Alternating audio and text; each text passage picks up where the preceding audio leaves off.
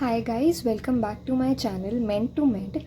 Today we are starting with the first chapter of oral pathology of third year, that is developmental disturbances in oral and para-oral structures.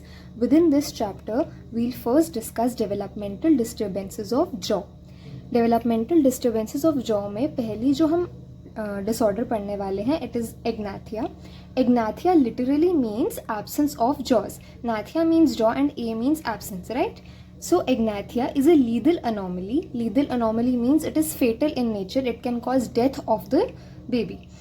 It is autosomal recessive. It means इसका जो mode of inheritance है वो autosomal recessive है. Autosomal का मतलब होता है कि इसे inherit करने के लिए sex chromosomes की ज़रूरत नहीं है. Non-sex linked chromosomes से ये inherit होता है. और recessive यानी कि two copies लगेंगी genes की to cause the disease in the fetus. इसकी एटियोलॉजी है due to failure of migration of neural crest mesenchyme into maxillary prominence at 4th to 5th week of gestation. Gestation यानी the course of pregnancy. Pregnancy के time पे 4th to 5th week में neural crest mesenchyme maxillary prominence में migrate करता है. अगर ये migrate ना करे, माइग्रेशन में फेलियर हो जाए तो एग्नाथिया डेवलप हो सकता है. इसकी क्लिनिकल फीचर्स हैं. इसकी प्रेवलेंस अननोन है, यानी कि अभी तक हम डिटेक्ट नहीं कर पाए कि कहाँ पे ये ज़्यादा प्रेवलेंट है, मेल्स में ज़्यादा है कि फीमेल्स में ज़्यादा है, कौन से एरियाज ज़्यादा अफेक्टेड हैं. इसके अभी तक लेस दैन 10 केसेस डॉक्यूमेंट हुए हैं. It is characterised by hypoplasia और एब्सेंस ऑफ मैंडिबल. हाइपोप्लेजिया का मतलब होता है अंडर डेवलपमेंट, तो मैंडिबल या तो अंडर डेवलप्ड होगा या एब्सेंट होगा. Plus abnormally positioned years. Mandible under developed या एब्सेंट होता है तो साथ में हमें एबनॉर्मली पोजिशनड ईयर्स भी देखने को मिलते हैं. More commonly only a portion of one jaw is missing. So literally तो इसका मतलब है कि जॉ एब्सेंट है, बट हमें ज़्यादातर देखने को मिलता है कि पूरा जॉ एब्सेंट होने के बजाय only a part of the jaw is missing. So it is more common in mandible than in the maxilla. The partial absence of mandible is more common as compared to maxilla. mandible में भी कौन कौन से part हमें absent देखने को मिल सकते हैं. एक साइड का पूरा mandible गायब होगा, लेफ्ट या राइट whatever. एक कॉन्डाइल गायब हो सकता है, पूरा रैमस गायब हो सकता है. मैक्सिला में कोई एक मैक्सिलरी प्रोसेस गायब हो सकता है या प्री मैक्सिला गायब हो सकता है. So this was agnathia, that is absence of a part of the jaw. It is more common in the mandible than in the maxilla. Mandible में या तो half of the mandible will be absent, only a condyle will be absent या ramus will be absent. Maxilla में maxillary process will be absent या pre-maxilla will be absent. ये हो क्यों रहा है? क्योंकि न्यूरल क्रेस्ट मेसेनकाइम या neural crest cells maxillary prominence तक माइग्रेट नहीं कर पा रहे in the 4th to 5th week of gestation. Okay, so this was your agnathia. Now coming to micrognathia. Micrognathia literally means small jaw. Gnathia means jaw, micro means small. Micrognathia is of two types, true micrognathia and pseudomicrognathia. The true micrognathia is of further two types, congenital and acquired. Now, pseudomicrognathia. Pseudo means होता है नकली, fake, false. Okay, सो false माइक्रोग्नाथिया या pseudomicrognathia में क्या होता है, जो jaw size है वो नॉर्मल ही होता है. It is not abnormally small, it is normal. But क्योंकि एबनॉर्मल पोजिशनिंग होगी मैंडिबल की या मैक्सिला की, या अबनॉर्मल रिलेशन होगा of one jaw to the other, या फिर abnormal relation of the jaw to the skull, इन 3 वजह से हमें एक इल्यूजन क्रिएट हो जाता है माइक्रोग्नाथिया का. एक्चुअल में जॉ का साइज स्मॉल नहीं है, बट देखने पे ऐसा लग रहा है कि पेशेंट का जॉ स्मॉलर इन साइज है. क्यों? 3 reasons. First reason is abnormal positioning of the jaw. Jaw abnormally placed है, उसका कॉन्डाइल कहीं अबनॉर्मली सेट है. Abnormal relation of one jaw to the other. Mandible और मैक्सिला का जो रिलेशन है वो एबनॉर्मल है. ये है सेकेंड रीजन. और थर्ड रीजन है कि जो जॉ है उसका स्कल से रिलेशन एबनॉर्मल है. So these were the 3 reasons for pseudomicrognathia. Now, what is true micrognathia? True micrognathia, as I told, is of two types, congenital and acquired. First we'll discuss congenital. True congenital micrognathia की जो etiology है, that is the cause, it is unknown. But ऐसा देखा जाता है कि जो true congenital micrognathia है, it is associated with other congenital abnormalities including congenital heart disease and Pierre Robin syndrome. तो हम ये कह सकते हैं कि हमें एग्जैक्ट कॉज नहीं पता कि ट्रू कंजेनिटल माइक्रोग्नाथिया हो क्यों रहा है, बट हमें इतने ज़्यादा केसेस देखने के बाद ऐसा पाया गया है कि ये almost most of the time associated होता है अदर कंजेनिटल अबनॉर्मैलिटीज़ के साथ। कंजेनिटल का मतलब होता है बाय बर्थ जो अबनॉर्मैलिटीज़ प्रेजेंट होती हैं। तो उसके एग्जाम्पल है congenital heart disease and Pierre Robin syndrome. Pierre Robin syndrome we'll discuss next to micrognathia. Now, the true congenital micrognathia occasionally follows a hereditary pattern. It may pass on to the next generations. Okay. Now, true congenital micrognathia अगर maxilla में होगा तो उसके causes क्या हो सकते हैं? Pre maxillary deficiency यानी pre maxilla is absent and mouth breathing. तो पहले ऐसा बोला जाता था कि माउथ ब्रीदिंग की वजह से maxillary micrognathia हो रहा है, but later on it has been found that mouth breathing is a predisposing factor rather than a cause. It means कि ये patient को prone कर देता है to develop micrognathia, but it is not the cause of micrognathia. Maxillary micrognathia अगर किसी को होगा तो हमें क्या देखने को मिलेगा? उसमें उसका जो middle third of the face होगा, उसका middle third of the face retracted होगा, पीछे की तरफ होगा. हम अपने फेस को 3 हिस्सों में डिवाइड कर सकते हैं. This is the first half, second half and 1 2 3. So the middle third, this part of the face will be retracted यानी पीछे की तरफ होगा. ऑलराइट. मैंडिबुलर माइक्रोग्नाथिया का कॉज हो सकता है agenesis of condyle. What do you mean by agenesis? Agenesis means या तो कम डेवलपमेंट हुई या फिर डेवलपमेंट हुई ही नहीं, फेलियर ऑफ डेवलपमेंट या under development of condyles. Condyle और मसल का बहुत ज़्यादा रोल होता है मैंडिबल के डेवलपमेंट में. तो अगर कॉन्डाइल सही से डेवलप नहीं होंगी या मसल सही से डेवलप नहीं होंगी तो मैंडिबुलर माइक्रोग्नाथिया हो सकता है. Now, coming to true acquired micrognathia. Acquired यानी कि आफ्टर बर्थ, पोस्ट नेटल, जो चीज़ बाय बर्थ प्रेजेंट ना हो, बर्थ के बाद फीटस, चिल्ड्रन या अडल्ट स्टेज पे कोई एक्वायर करे. तो as the name suggest it is post natal in origin. इसका कॉज क्या होता है? इसका कॉज होता है disturbance in area of TMJ, temporomandibular joint में अगर कोई डिस्टर्बेंस आ जाए तो ट्रू एक्वायर्ड माइक्रोग्नाथिया हो सकता है. कैसी डिस्टर्बेंस? डिस्टर्बेंस का एग्जांपल है ankylosis of the joint. With joint? TMJ, temporomandibular joint. Ankylosis का मतलब क्या होता है? एंकाइलोसिस का मतलब होता है किसी भी जॉइंट में जो बोन्स हैं वो आपस में फ्यूज कर जाएं, causing immobility. It is called ankylosis. देखो जॉइंट क्या होता है? एक ऐसा पॉइंट जहां पे दो बोन मीट करें, राइट? अगर उस पॉइंट पे वो बोन फ्यूज हो जाए आपस में तो ऑब्वियसली जॉइंट पे मूवमेंट नहीं हो पाएगी, इमोबिलिटी हो जाएगी. इसको हम कहते हैं एंकाइलोसिस. तो जब टीएमजे का एंकाइलोसिस हो जाए तब हम ट्रू एक्वायर्ड माइक्रोग्नाथिया डेवलप कर सकते हैं. एंकाइलोसिस के कॉजेज क्या हो सकते हैं? Trauma, infection. किस किस का इन्फेक्शन? मैस्टॉइड का इन्फेक्शन, मिडल ईयर का इन्फेक्शन एंड जॉइंट का इन्फेक्शन. कौन सा जॉइंट? टीएमजे. सो मैस्टॉइड, मिडल ईयर या जॉइंट के इन्फेक्शन की वजह से या ट्रॉमा की वजह से एंकाइलोसिस हो सकता है, और एंकाइलोसिस ऑफ द टीएमजे की वजह से ट्रू एक्वायर्ड माइक्रोग्नाथिया हो सकता है. Now coming to the clinical features. Clinical features क्या होते हैं माइक्रोग्नाथिया के? सिवियर रिट्रूजन ऑफ चिन. रिट्रूजन का मतलब होता है बैकवर्ड डिस्प्लेसमेंट, यानी चिन पीछे की तरफ चली जाएगी. Steep mandibular angle. Okay, so suppose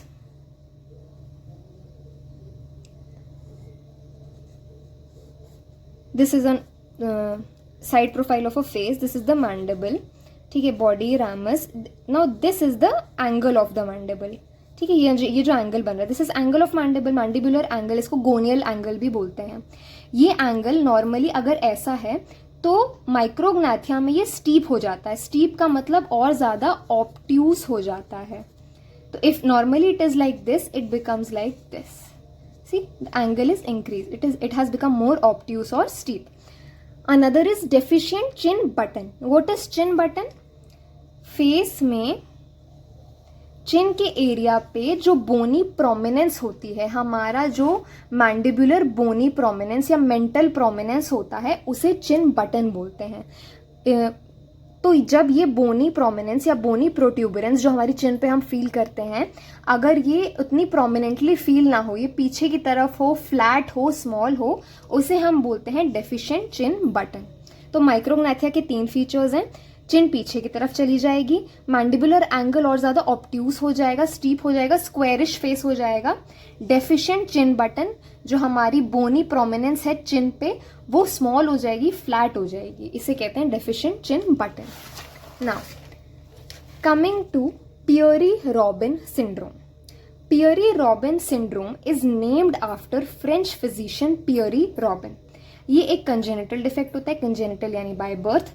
इसका एक क्लासिक ट्रायड है ऑफ सिम्टम्स। पियरी-रॉबिन सिंड्रोम को आप 3 सिम्टम की हेल्प से आइडेंटिफाई कर सकते हैं। क्या है वो 3 सिम्टम्स? ग्लॉसोप्टोसिस, माइक्रोग्नाथिया और रेट्रोग्नाथिया एंड क्लेफ्ट पैलेट। माइक्रोग्नाथिया और रेट्रोग्नाथिया 2 अलग चीजें हैं। ग्लॉसोप्टोसिस का मतलब होता है backward falling of the tongue, tongue पीछे की तरफ चली जाए, इसको कहते हैं ग्लॉसोप्टोसिस।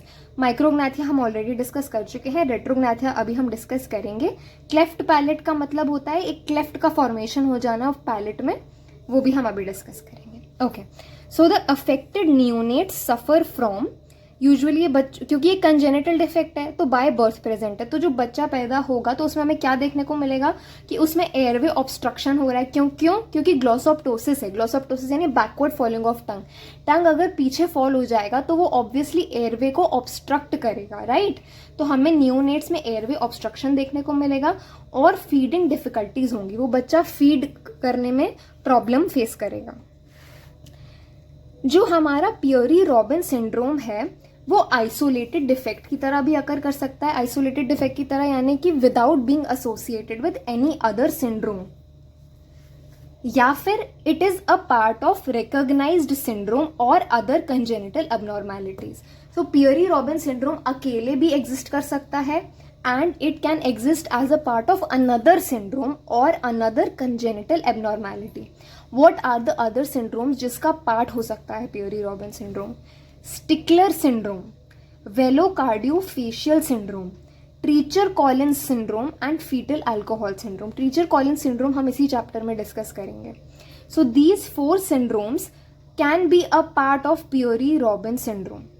नाउ इडियोपैथोजेनेसिस, मतलब ये पियरी-रॉबिन सिंड्रोम के हमने 3 क्लासिकल फीचर्स पढ़ लिए, 3 क्लासिकल सिम्टम्स पढ़ लिए, बट ये हो क्यों रहा है? What is the pathogenesis behind this?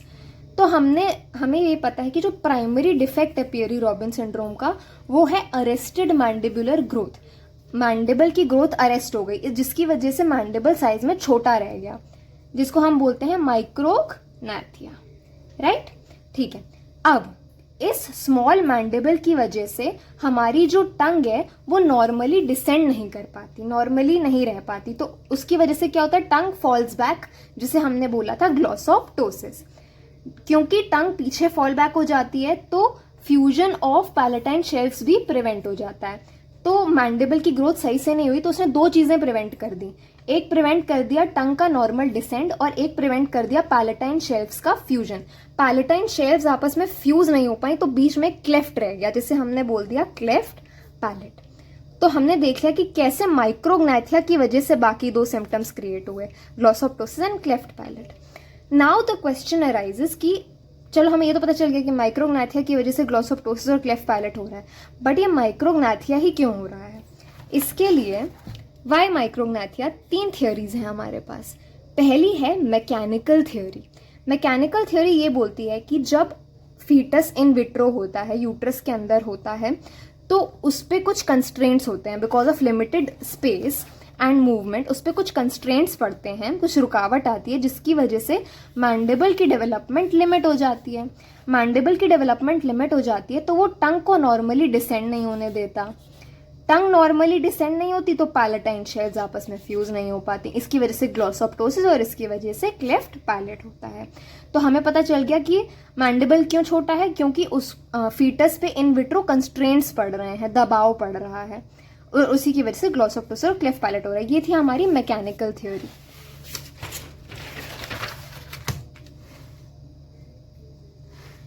Next theory आई neurological maturation theory.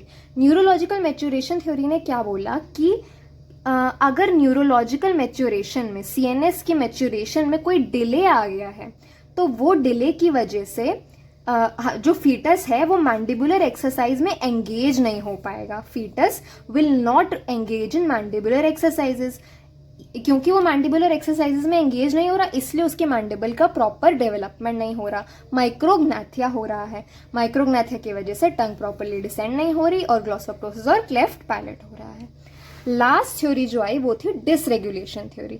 Dysregulation theory ने बोला कि रोम्बेनसेफेलस यानी हाइंड ब्रेन. हमें पता है कि हम ब्रेन को फोर ब्रेन, मिड ब्रेन और हाइंड ब्रेन में डिवाइड कर सकते हैं. फोर ब्रेन को हम बोलते हैं प्रोजेंसेफेलॉन, मिड ब्रेन को बोलते हैं मीजेंसेफेलॉन और हाइंड ब्रेन को बोलते हैं रोम्बेनसेफेलॉन. रोम्बेनसेफेलॉन जो होता है वो रिस्पॉन्सिबल होता है बैलेंस अदर CNS एक्टिविटीज में. रोम्बेनसेफेलस की अगर डेवलपमेंट में कोई डिसरप्शन आ जाए तो वो ऑन्टोजेनेटिक प्रॉब्लम्स क्रिएट करता है. ऑन्टोजेनेसिस होता है उसमें प्रॉब्लम क्रिएट करता है. What is ontogenesis? The normal process of development of a fetus of an individual is called ontogenesis. It is nothing complicated. The normal process of development is called ontogenesis. तो अगर रोम्बेनसेफेलस properly develop नहीं हुआ तो ontogenesis भी सही से नहीं हो पाएगा, जिसकी वजह से पियरी रॉबिन सिंड्रोम हो सकता है, माइक्रोग्नैथिया हो सकता है. Now what are the clinical features of micrognathia? हमने 3 क्लासिकल साइंस तो पढ़ लिए, दैट वर माइक्रोग्नैथिया और रेट्रोग्नैथिया, ग्लॉसोप्टोसिस एंड क्लेफ्ट पैलेट.